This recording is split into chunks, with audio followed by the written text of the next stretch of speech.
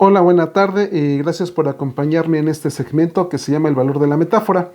En esta ocasión traigo una metáfora que nos propone el escritor mexicano Alberto Ruiz Sánchez en el libro Los jardines secretos de Mogador. Y pienso que es uno de los fragmentos más interesantes que nos ayuda a ver pues el mundo del otro. Más que ver, a considerarlo, que probablemente ese otro con el que interactuamos, pues es una persona con diferentes usos, con diferentes costumbres, incluso que maneja otro lenguaje al de nosotros. Y es bastante interesante. Se los leo a continuación y lo empezamos a analizar. El jardín de lo invisible está en todas partes y lo que vemos es tan solo una punta de lo que traen detrás o dentro de esas flores. Claro que nadie puede decir cómo es todo eso, porque nadie lo ha visto, pero se siente. Los que se han metido a lo invisible, con curiosidad enfiebrada, no han regresado, no todavía. Así quiero yo ir de mi mundo al tuyo y nunca regresar si no es conmigo. Quiero un pacto con lo más invisible de tu cuerpo que dentro de ti me llama. Toco y huelo en ti lo que tantas veces no se ve. Mis manos te buscan a tientas, mi boca tampoco mira. Por eso creo en lo invisible de tu cuerpo, hasta cuando estás tan cerca que ya no es posible ver nada. Si estoy triste o sin fuerza, tú me curas. También entre nosotros, lo más peligroso es el enfriamiento. Si se me escapa eso, Baraka o Tonali, tú me levantas hacia ti, porque también tú crees en lo invisible que nos une. Esta parte, en el libro del Jardines Secretos de Mogador, es interesante ver cómo maneja el autor, Alberto Ruiz Sánchez, un proceso de duelo. En este entendido del proceso de duelo lo vive su pareja, a quien le dedica esta parte de este fragmento. En este libro, ella está pasando por un proceso adaptativo después de la pérdida de su papá, pero también en ese momento coincide con lo que es un embarazo y le pone una parte bien interesante de donde dice, ¿sabes qué? Tú no te puedes acercar a mí si no me traes un relato nuevo. Es decir, mediante esta condición, ella le propone un constante cortejo. Ese constante cortejo que lo va a ir renovando día a día para poder generar ese acercamiento. Sin embargo, en esta parte, el protagonista se dedica a visitar distintos jardines que hay en la ciudad de Mogador, y esos jardines usualmente no están a la vista, sino que tiene que entrar en una especie de vecindades, así como lo narra el autor, para darse cuenta de lo que hay en cada uno de esos jardines. En el caso que estamos narrando, es ese jardín de lo invisible. Y eso lo podemos complementar con una parte que vimos en el primer segmento, que narramos esta parte del zorro y el principito, donde dice lo realmente valioso es invisible hacia los ojos y se ve con el corazón. Entonces esta parte del jardín de lo invisible está en todas partes y lo que vemos es tan solo una punta de lo que trae detrás o dentro de estas flores. Claro que nadie puede decir cómo es todo eso porque nadie lo ha visto, pero se siente. Los que se han metido a lo invisible con curiosidad enfiebrada no han regresado, no todavía. Y esta parte también, eso invisible, que nos une a todo aquello aspecto del vínculo. El vínculo como tal es invisible, eso que nos llama, eso que nos atrae hacia un otro o hacia un algo. Sí, y tan es así que no nada más es en una cuestión de pareja, sino en la parte de una relación con amigos, con hermanos de orden, que muchas veces se le da este nombre de fraternidad. Esa fraternidad, ese acompañamiento, esa camaradería que nos reúne y nos convoca. Entonces, esa parte que es invisible, que generan esos vínculos, esa parte de estar allegados, pero lo interesante es de que sí se ve esa manifestación, más bien se percibe la manifestación. Sí, como tal no se ve el vínculo, pero sí las acciones que nos llevan a acercarnos a un otro, hacia un algo. Que puede ser también así como cuando uno se propone un proyecto. ¿Qué es lo que nos mueve? Pues eso invisible. Esa parte, esa fuerza de atracción que generamos, que le podemos dar el nombre de voluntad quizás. Sí, y algunos le pueden llamar hasta la parte de la ley de la atracción, que es esa parte que nos empuja, pero también que nos lleva a hacer las cosas, a hacer lo posible.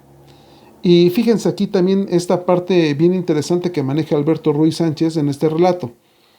Así quiero ir de mi mundo al tuyo y nunca regresar si no es contigo. Si bien decimos que cada cabeza es un mundo, cuando entramos en el mundo del otro, estamos entrando como unos extranjeros, donde el otro nos debe de otorgar visas y pasaportes para poder interactuar con lo que compone su vida, en lo que compone su estar en el mundo. Así, y donde también vamos a pasar por altitudes, latitudes totalmente desconocidas. Este fragmento en particular, así quiero yo ir de mi mundo al tuyo y nunca regresar si no es contigo. Me gusta utilizarlo cuando estoy dando una clase o un curso en donde se trata de aprender herramientas de acompañamiento, ya sea psicoterapéutico o tanatológico, porque realmente nosotros necesitamos ir al mundo del consultante. Ese mundo del consultante que incluso esta persona puede ser una parte de desconocimiento hacia su propio mundo, donde a sí mismo no se conoce, pero necesitamos ir de mi mundo al mundo del otro. De nada nos sirve una explicación teórica, una explicación basada en algún libro, que se le expliquemos directamente al consultante. Lo que es importante es que esa base teórica la tengamos nosotros para hacer una intervención profesionalizada, atenta, con esta comunicación eficiente, es decir, direccionada hacia algún objetivo. Por eso voy a ir de mi mundo al tuyo y nunca regresar si no es contigo. Porque es importante también de que el ir trayendo al consultante también es que generar en él la inquietud de aprender otros nuevos lenguajes para que vaya expandiendo esa manera que tiene de ver el mundo y de verse en el mundo. Porque eventualmente cuando estamos en una situación de conflicto, tenemos una visión de túnel. Y más si hablamos de un trastorno de ansiedad o una situación depresiva, donde tenemos una visión de túnel donde todo se empieza a cerrar y solamente vemos el aspecto que genera conflicto sin ninguna alternativa posible. Entonces es importante que dentro del mundo del otro también se contemple pues ese pequeño resquicio donde entra un poco de luz para que ilumine y empiece a romper esta visión de túnel. Entonces, quiero un pacto con lo más invisible de tu cuerpo que dentro de ti me llama. Toco y huelo en ti lo que tantas veces no se ve. Mis manos te buscan a tientas. Mi boca tampoco mira. Por eso creo en lo invisible de tu cuerpo hasta cuando está tan cerca que ya no es posible nada, que ya no es posible ver nada. Si estoy triste o sin fuerza, tú me curas. También entre nosotros, sí, lo más peligroso es el enfriamiento. Si se me escapa eso, Baraka o Tonali, tú me levantas hacia ti porque también tú crees en lo invisible que nos une. Esta parte también, que eso invisible se va a mantener por un constante vaivén. Pero también lo peligroso que sucede es esa parte. Alguna vez una maestra venezolana, Lore Aresti, a quien no sé si aún viva, estimé o estimo bastante su recuerdo y su enseñanza. Ella nos decía algo muy importante cuando estábamos en esas clases. Ella nos decía que por mucho que amáramos a la persona con la que estábamos compartiendo este fragmento de nuestra vida, pues nos íbamos a topar con la monotonía. Y es algo de lo que trata aquí Alberto Ruiz Sánchez. Sí, que lo más peligroso es ese enfriamiento. Ese enfriamiento que lo vemos que no nada más sucede en una relación de pareja, lo vemos también cuando entras en un trabajo y te condicionas demasiado a ese trabajo, El término adecuado se llama institucionalización. Te institucionalizas tanto en ese trabajo que por más que te apasione ya todo lo ves normal. Como son cuestiones que se normalizan, ya no se ve algo novedoso. Y eso es peligroso en cualquier sistema vinculativo. Sucede también como cuando nosotros tenemos algún proyecto de comprarnos algún artefacto. Probablemente esa emoción nos dura 2 semanas, 3 semanas, pero a partir de ahí se hace tan cotidiano que ya no lo valoramos adecuadamente y deseamos otra parte.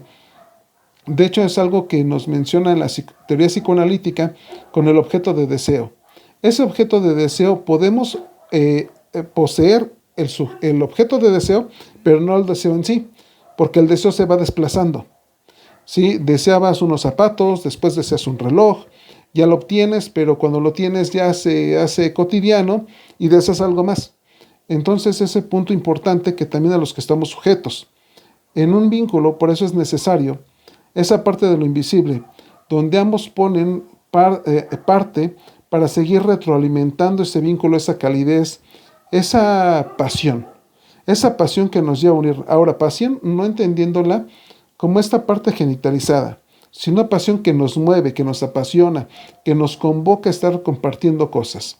¿Sí? Entonces es interesante ver el cómo Alberto Ruiz Sánchez, en esta pequeña metáfora contenida en el libro Los Jardines Secretos de Mogador, que se los recomiendo ampliamente, pues también nos deja. Y le podemos sacar esa enseñanza. Por eso es importante ese baraka o tonali, que es lo que nos lleva a estar vinculados con algo o con alguien. Pues muchas gracias y nos vemos próximamente. Hasta luego.